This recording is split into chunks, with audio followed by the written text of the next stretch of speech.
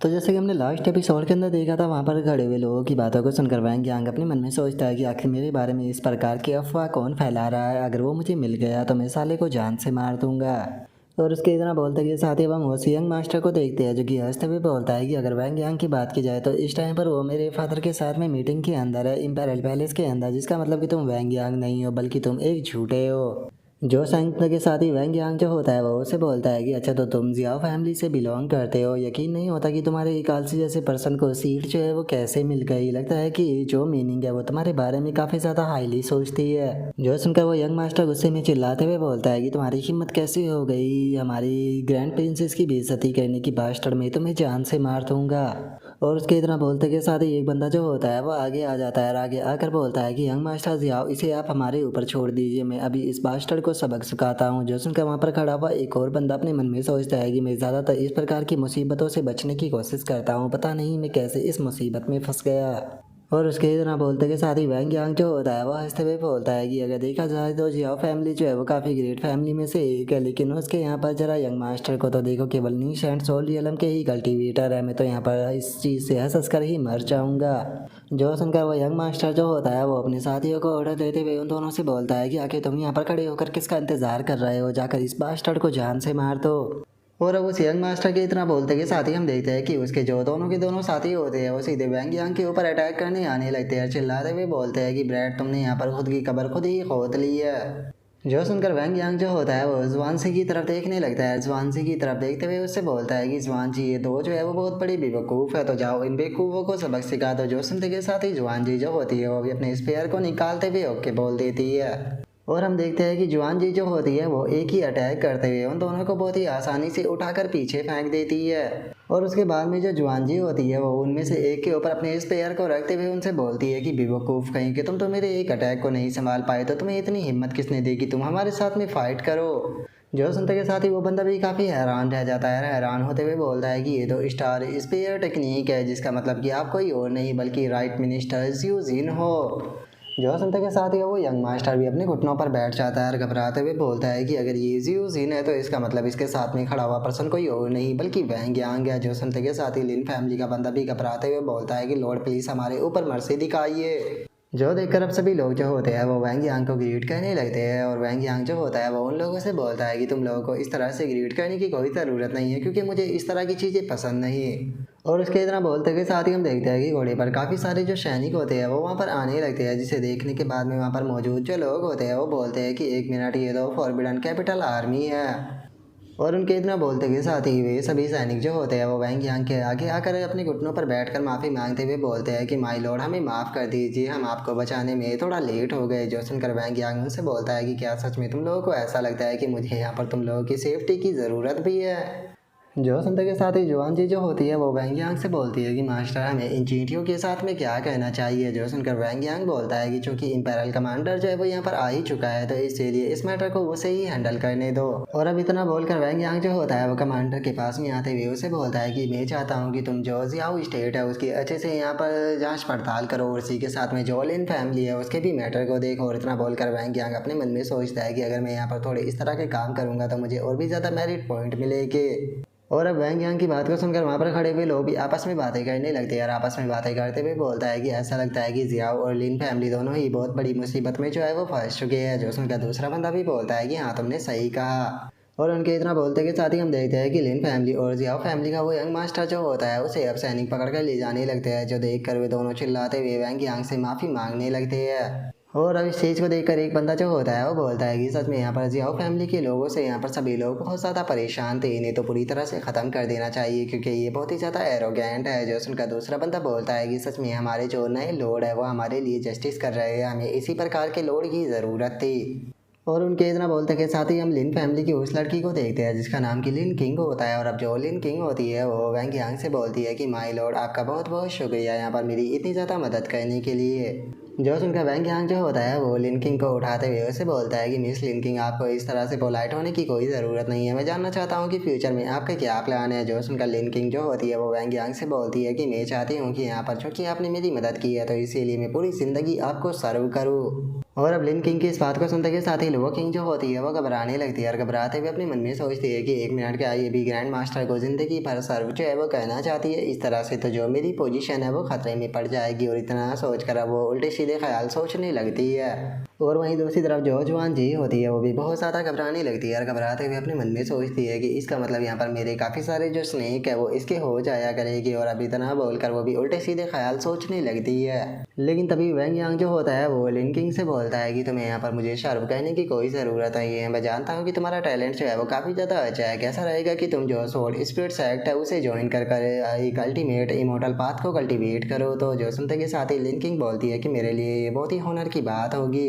और अब इतना बोल कर लिन किंग जो होती है वो अपने मन में सोचती है कि कहीं ऐसा तो नहीं है कि जो लॉर्ड है वो मुझे अपनी डिसाइपल जो है वो बनाना चाहते हैं। और उसके इतना बोलते के साथ ही सिस्टम वैंग यांग के पास में आते हुए उससे बोलती है कि होस्ट मुबारक हो, आपने हेवन चूजन गर्ल को अपने डिसाइपल के रूप में एक्सेप्ट कर लिया है तो इसीलिए आपको अप्रेंटिस रिक्रूटिंग गिफ्ट पैक जो है वो दिया जाता है। जो सुनकर वैंग यांग जो होता है वो सिस्टम से बोलता है कि ठीक है, तो अभी के टाइम पर उस गिफ्ट पैक को अपने ही पास में रखो। सेक्ट के अंदर वापस लौटने के बाद में मैं उसे ओपन करूँगा।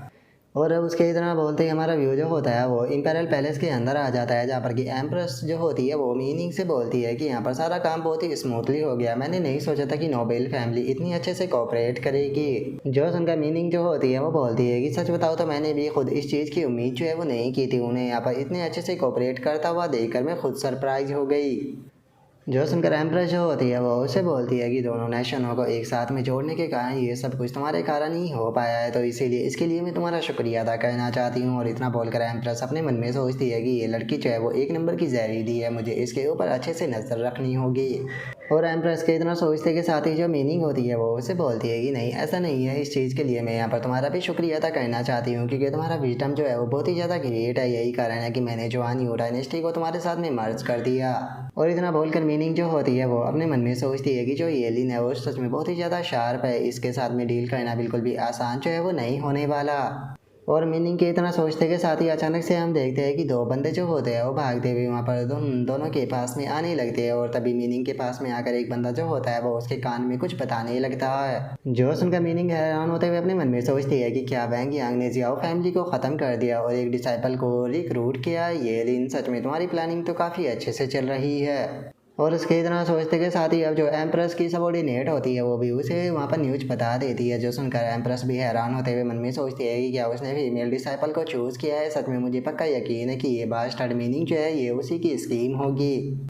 और अब इतना सोचकर एम्प्रेस जो होती है वह हंसते हुए मीनिंग से बोलती है कि सच में मुझे तो यकीन नहीं हो रहा कि हस्बैंड ने इतनी जल्दी यहाँ से एक डिसाइपल को रिक्रूट कर लिया। जो सुनते के साथ ही मीनिंग भी बोलती है कि अगर ब्रदर वैंग यांग ने उसे अपने डिसाइपल के रूप में चूज़ किया है तो पक्का उसका टैलेंट काफ़ी ज़्यादा हाई होगा। और इतना बोलते के साथ ही अभी दोनों जो होती है वो बहुत ही फ़नी तरीके से अपने मन में सोचती है कि हमें भी अपने कुछ लोगों को जो स्वॉर्ड स्पिरिट सेक्ट है उसके अंदर ज्वाइन कराना होगा, इससे पहले कि अपने डिसाइपलों को ज्वाइन करा दे। और अब उन दोनों के इतना सोचते के साथ ही हमारा व्यू जो होता है वो थोड़ी देर बाद पर आ जाता है, जहाँ पर कि एक बंदा जो होता है वो आकर मीनिंग को ग्रीट करता है। मीनिंग को ग्रीट करते हुए उससे बोलता है कि मीनिंग, मैंने यहाँ पर काफ़ी सारे जो टैलेंटेड लोग हैं उन्हें ढूंढा है नोबल फैमिली के अंदर से। ये सभी लोग बहुत ज़्यादा टैलेंटेड है। जो सुनते के साथ ही जो मीनिंग होती है उससे बहुत ज़्यादा गुस्सा आ जाता है और वो गुस्से में चिल्लाते हुए बोलती है कि ये सभी के सभी लोग जो है वो पूरी तरह से यूजलेस है। मैंने तुम्हें टैलेंटेड लोगों को ढूंढने के लिए बोला था, क्या तुम मेरे साथ में यहाँ पर किसी प्रकार की स्कीम खेल रहे हो। जो सुनते के साथ ही वो बंदा जो होता है वो घबराते हुए बोलता है कि ये जो फॉरग्रेट फैमिली है उन्होंने यहाँ पर अपने जो रियल टैलेंट है उन सभी को भेजा है। और अगर बाकी लोगों की बात की जाए तो वे यहाँ पर भेजने में थोड़ा हेजिटेट जो है वो कर रहे हैं, लेकिन उसके बाद भी मैं अपना बेस्ट दे रहा हूँ। जो सुनते के साथ ही मीनिंग जो होती है वो गुस्से में चिल्लाते हुए उससे बोलती है कि देखो, जो फॉरग्रेट फैमिली है मैं उन्हें कुछ भी जो है वो नहीं कर सकती हूँ, लेकिन मैं तुम्हें यहाँ पर बहुत कुछ कर सकती हूँ। इसीलिए तुम्हारे पास में 7 दिनों का टाइम है। मुझे नहीं पता कि तुम क्या करोगे, तुम्हें यहाँ पर टैलेंटेड लोगों को ढूंढ कर लेकर आना होगा। और हम मीनिंग के इतना बोलते के साथ ही हमारा व्यू जो होता है वो एम्प्रेस के पैलेस के अंदर आ जाता है, जहाँ पर की जो ग्रेट एडवाइज़र होती है वो काफ़ी सारे लोगों को लेकर आई होती है।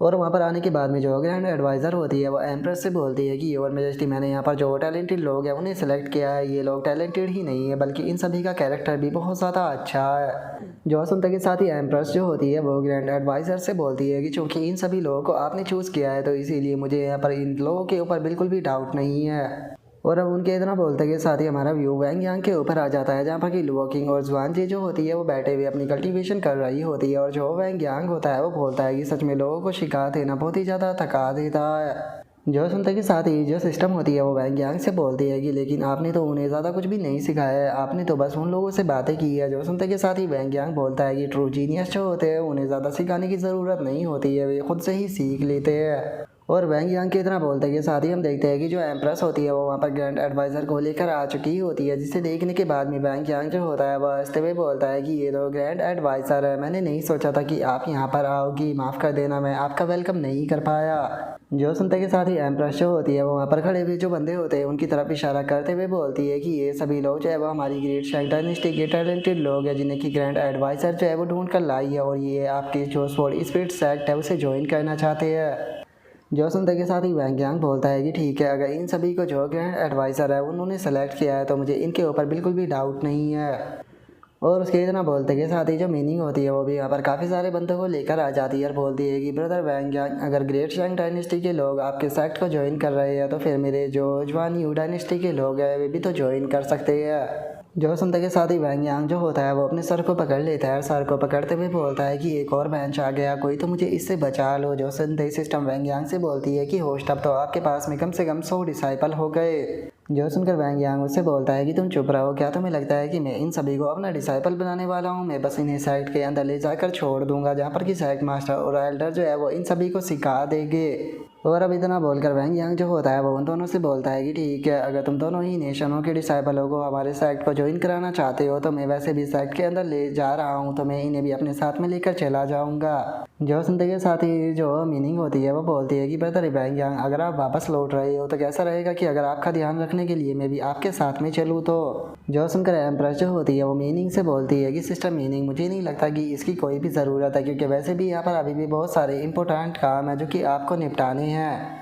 जो सुनते ही वैंग यांग जो होता है वो भी बोलता है कि हाँ, वैसे भी दोनों नेशन जो है वो एक साथ में मर्ज हो चुके हैं, तो तुम्हें यहाँ पर रुक कर जो एम्प्रेस है उसकी मदद करनी चाहिए। और अब इतना सुनते के साथ ही जो एम्प्रेस होती है वो खुश होते हुए अपने मन में सोचती है कि चालाक लोमड़ी में भी देखती हूँ कि यहाँ पर कौन जीतता है। और उसके इतना सोचते के साथ ही जो मीनिंग होती है वो भी गुस्से में अपने मन में सोचती है कि डैम इट, ये बास्टर्ड, ये लिन जो है वो हमेशा ही मेरे प्लान को ख़राब करा देती है।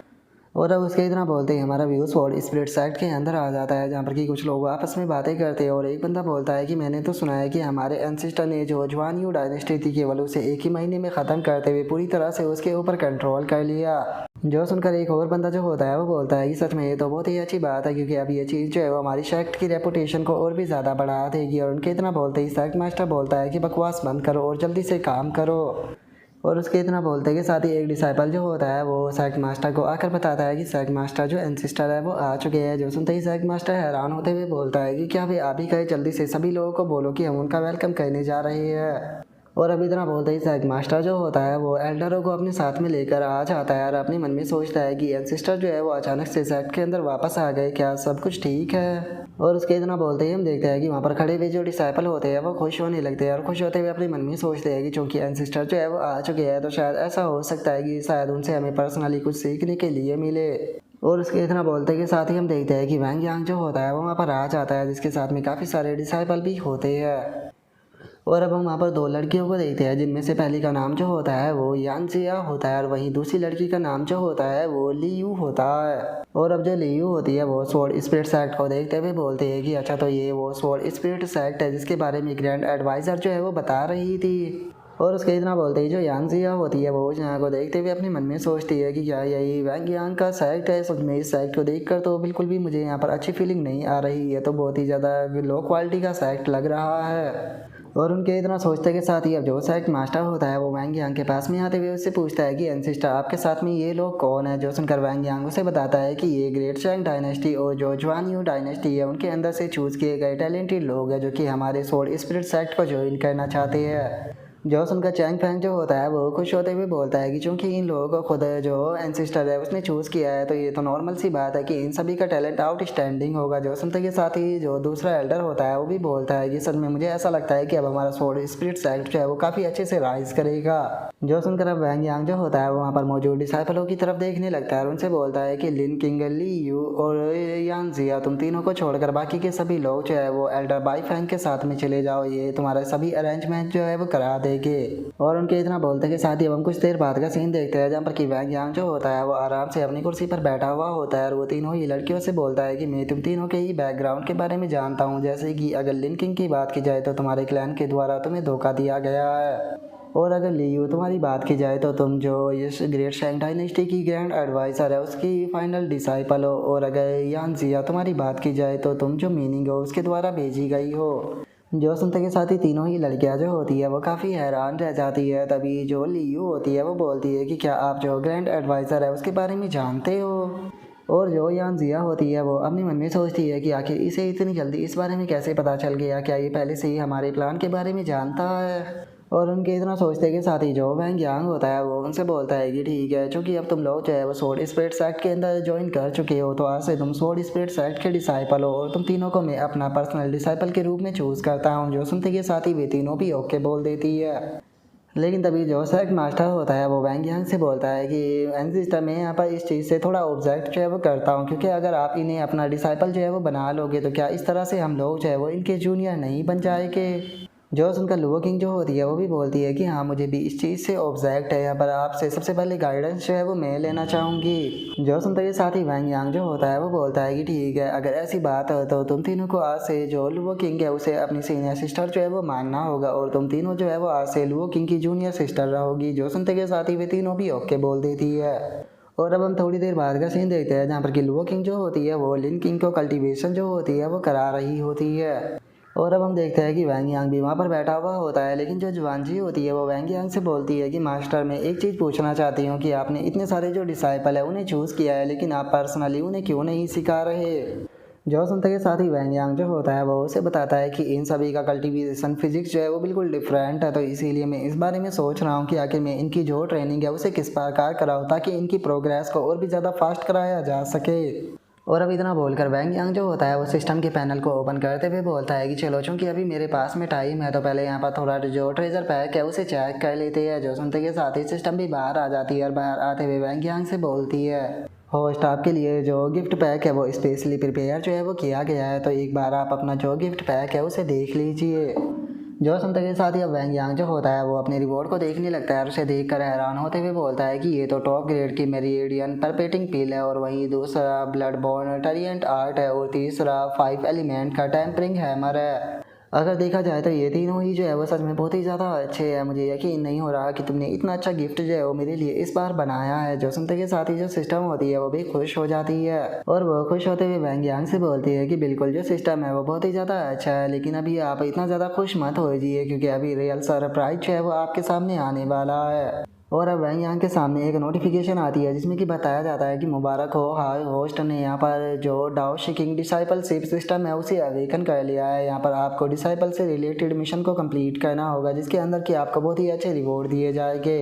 और अब उस नोटिफिकेशन के इतना बोलते ही हम देखते हैं कि जो वैंग यांग के चारों डिसाइपल होती है उनकी यहाँ पर पैनल वैंग यांग के सामने आ जाते हैं, जिसे देखकर वैंग यांग जो होता है वो सिस्टम से बोलता है कि क्या बात है, तुमने सिस्टम का एक और फंक्शन जो है वो ओपन कर दिया है, कहीं ऐसा तो नहीं कि तुम मेरे से सीक्रेटली काम जो है वो कराना चाहती हो। जो सुनते के साथ ही जो सिस्टम होती है वो वैंग यांग से बोलती है कि नहीं होस्ट, ऐसा बिल्कुल भी नहीं है, बल्कि मैं तो यहाँ पर आपकी मदद करना चाहती हूँ आपके टाइम और एफर्ट को बचाने में। जो सुनकर वैंग यांग जो होता है वो डिस्प्ले को देखते हुए बोलता है कि ठीक है, मुझे ये बताओ कि आखिर ये बटन किस प्रकार का है। जो सुनते के साथ ही सिस्टम वैंग यांग से बोलती है कि होस्ट आप खुद ही ट्राई कर जो है वो क्यों नहीं देख लेते हो। जो सुनते के साथ ही वैंग यांग जो होता है वो लिन किंग का जो पैनल होता है उसे ओपन कर लेता है, जहाँ पर कि लिन किंग की जो कल्टीवेशन गाइडेंस होती है वो आ जाती है, जिसे देखकर वैंग यांग जो होता है वो हंसते हुए बोलता है कि क्या बात है, इसके अंदर तो यहाँ पर बहुत ही अच्छा सजेशन जो है वो दिया गया है। अगर मैं इस सजेशन को फॉलो करता हूँ तो इस चीज़ से यहाँ पर मेरा बहुत ज़्यादा टाइम जो है वो बच जाएगा। सच में मैं तुम्हारे गिफ्ट पैक को देखकर काफ़ी ज़्यादा खुश हुआ हूँ। और अब इतना बोलकर वैंग यांग जो होता है वो लिन किंग के पास में आ जाता है और उसके पास में आते हुए बोलता है कि लिन किंग, ये टेक्निक और जो ये ट्रेजर है ये दोनों ही तुम्हारे फिजिक्स के साथ में बहुत ही ज़्यादा सूटेबल बैठते हैं, तो इसीलिए मैं उम्मीद करता हूँ कि तुम अच्छे से ट्रेनिंग करोगी। जो सुनकर लिन किंग जो होती है वो खुश होते हुए वैंग यांग से बोलती है कि मास्टर बहुत बहुत शुक्रिया, मुझे इतना अच्छा गिफ्ट देने के लिए मैं यहाँ पर बहुत ही ज़्यादा मेहनत करूँगी। जो सुनकर अब वैंग यांग जो होता है वो यान जिया और लियो के पास में आ जाता है और उन दोनों के पास में आते हुए उनसे बोलता है कि ठीक है, तुम्हारे लिए भी ये वेपन और ये टेक्निक है, इन दोनों को अच्छे से कल्टीवेट करना। जो सुनते के साथ ही जो लियो होती है वो खुश होते हुए बोलती है कि क्या बात है, ये तो legendary sky furnace forging technique है मास्टर, बहुत बहुत शुक्रिया मुझे इतना अच्छा गिफ्ट देने के लिए। जो सुनकर यान जिया भी वैंग यांग का शुक्रिया अदा बोल देती है। और तभी जो यान जिया होती है वो अपनी स्वॉर्ड को देखने लगती है और अपनी स्वॉर्ड को देखकर हैरान होते हुए अपने मन में सोचती है कि ये स्वॉर्ड शैटरिंग ब्लेड जो है मुझे ऐसा क्यों लग रहा है कि जैसे कि मेरे ही शरीर का एक हिस्सा हो।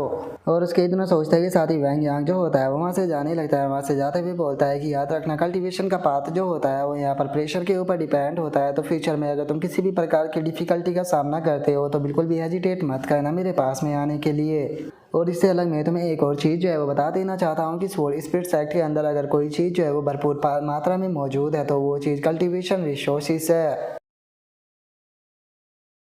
और अब वैंग यांग के इतना बोलते ही साथ ही हमारा आज का एपिसोड जो होता है वो यहीं पर ही कंप्लीट हो जाता है। तो नेक्स्ट एपिसोड के अंदर देखिए कि आगे क्या होता है। अगर आप लोगों को वीडियो अच्छी लगी हो तो लाइक करना, चैनल को सब्सक्राइब करना। मैं मिलता हूँ नेक्स्ट एपिसोड के अंदर, तब तक के लिए बाय बाय गाइस।